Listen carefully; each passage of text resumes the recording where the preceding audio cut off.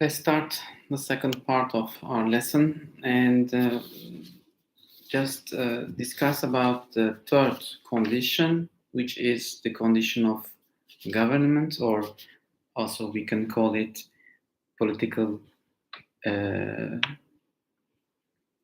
organized power, political organized power. It means that state has institutions, political institutions, which are the governing powers, public powers of the state, legislative, executive, and judiciary. So the power of the state is organized between institutions. There is also for the international law, there's no precise obligation about this organization. Generally, the states have a parliamentary organization, and in United States we have presidential organization. There are two types of political regimes: political separation of powers, parliamentary regimes, and presidential regimes. I'm not going to make the distinction, explain you the strict separation of power or elastic or relative separation of powers. It's not important. The important is that there is no a type of organization necessary for the qualification, for the legal qualification of the concept of state. A state can be monarchic state, republic. It can be all other type of state, oligarchic state, aristocratic state. There is no importance. Those distinctions have no importance for the legal qualification. The state can be democratic, the state can be undemocratic, the state can be dictatorial, the state can be authoritarianism. There is no definition of what should be the political organization of the state from a perspective of international legal order. The only consideration is there must be institutions capable to represent the state in international legal order. There must be organs responsible, capable to engage the international liability of the state, the international liability of the sovereign state. The international legal order is based on the principle of equal sovereignty of states. So there is no importance of the power, of the volume, of the intensity of the government. There is no quantification of the power of the government of the state. The principle of equal sovereignty of states makes that even the little state must be considered as a sovereign state by others. And there are another principles which are derived from the principle of equal sovereignty of states. So there is, for example, the principle of non-intervention on internal affairs of a state.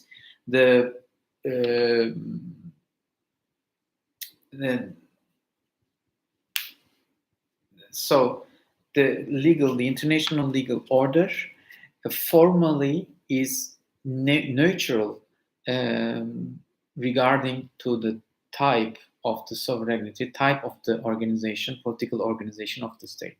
But I don't mean that there is no international conventions on contemporary principles of rule of law, of democracy, of human rights. I don't mean that there is no international conventions about those very important modalities of organization, of governance of a modern state.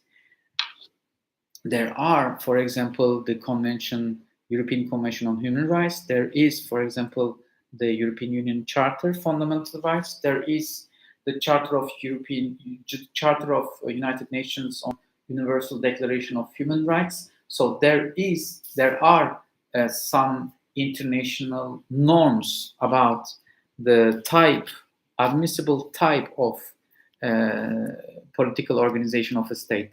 But I mean, what I'm saying is that there is no necessity for a state to be a member of those conventions in order to be considered as a state. There is no obligation for an entity, for a political entity, to be a member of United Nations, to be a member of European Convention on Human Rights, in order to be considered as a state. The definition, the qualification, the legal qualification of a state is independent from those necessary, but from those participations to the international community. So the concept is a very natural legal concept. The international law is very elastic, is very relative, is not absolute, is not precise for the definition of the concept of government. I will just give you an example. For example, we have in international law a concept of government in exile. The concept of government in exile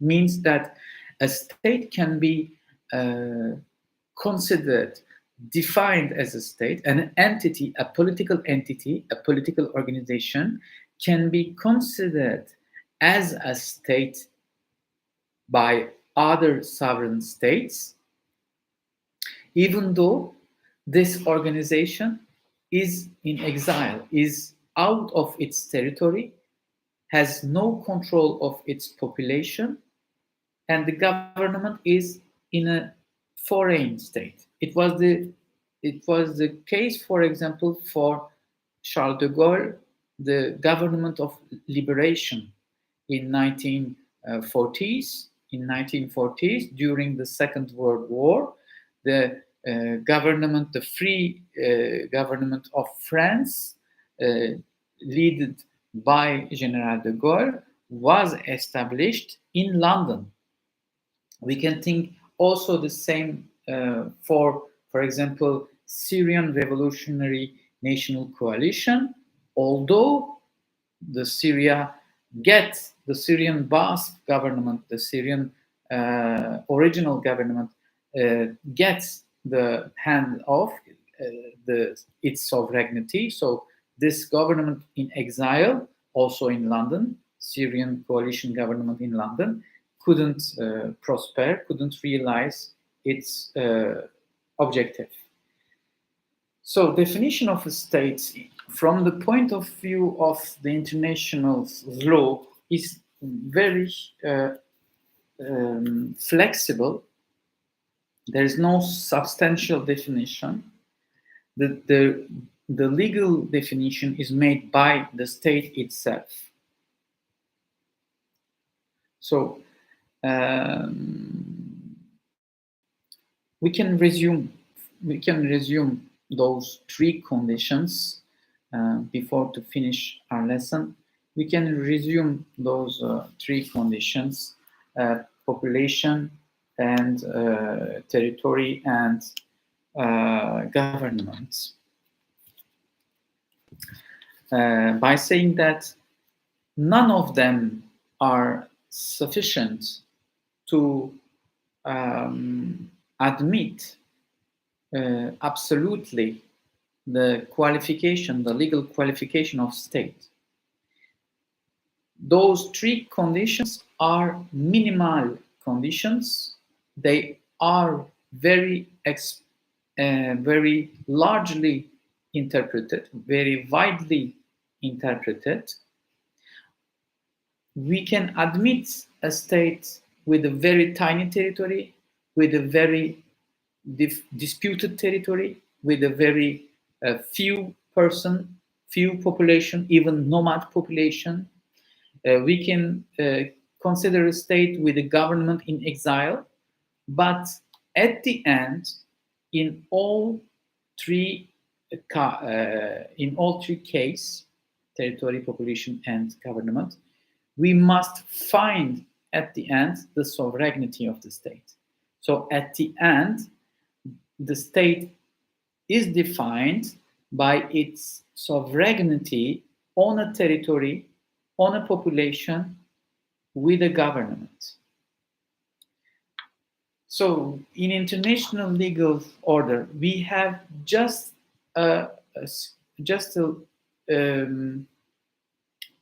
lines, just external lines, formal lines to define what state is in international law. This was the main content of my lesson, but I would like to make a final consideration about state recognition. I think I won't have enough time. I don't want to bother you with the concept of sovereignty.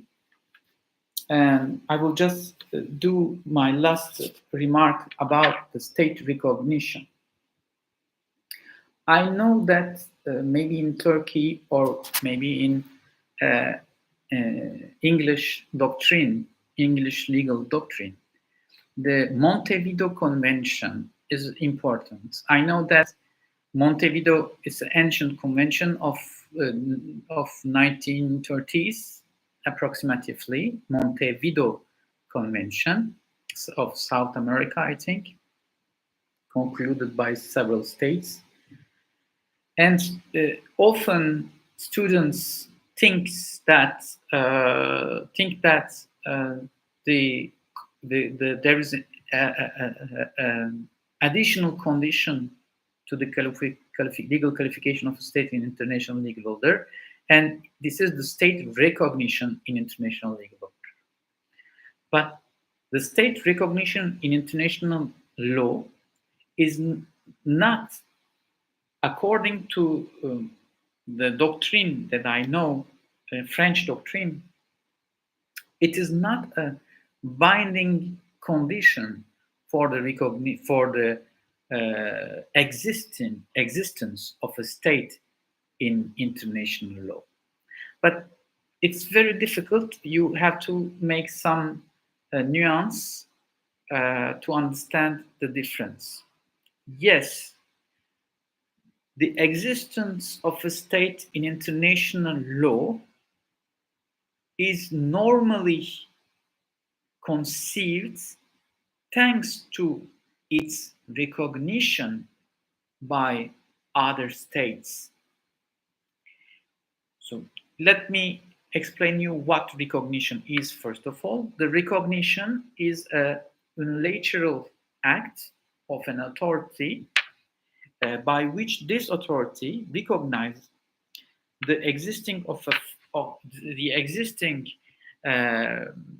an entity as a state, and this recognition realize relationships, realize links, legal links between the recognized state and recognizing state.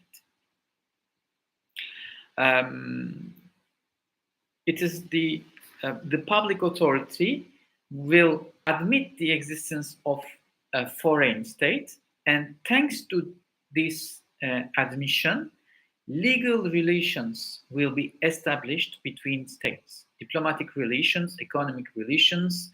So the state will sign treaties, will sign conventions, etc. But from a theoretical point of view, a state, a sovereign state, can exist without any relation, without any legal relation with other states. The sole condition of its existence is its sovereignty on its territory, on its population, and by a political organization, institutional organization. I can give the example of the Turkish Republic of Northern Cyprus. Really, this is a really difficult case, of course, because in the point of view of international legal order, contemporary international legal order, regulated by the United Nations resolution of 541 of 1983, the Turkish Republic of Northern Cyprus is not recognized by the international society. So only Turkey recognizes legally the Turkish Republic of Northern Cyprus. But imagine even if Turkey rejected to recognize the Republic of Northern Cyprus. If the TRNC could maintain its sovereignty without any need to international society, we can consider theoretically that this state is existing. The state is existing. The existence of a state depends only from its sovereignty. There is a case between the Court of European Human Rights, the European Court of Human Rights, ECHR, the Lisu case, very important Lisu case, where the European Court is in difficulty because the European judge must respect the international legal order regulated by United Nations Security Council resolution. So it cannot recognize Northern Cyprus as a state, but the judge analyzes Northern Cyprus acts in order to verify if those acts could protect human rights, especially right to independent, impartial jurisdiction. What I want to say is that even though a state has no international recognition, it can exist by itself, and so legally speaking, we can consider that entity as a sovereign state, even though this consideration is contrary to international positive law. So there is a paradox. I want you to understand the paradox between the positive international law, which prohibits the recognition of Northern Cyprus, and there is a theoretical international thinking which is not relying the legal existence of a sovereign state to its international recognition.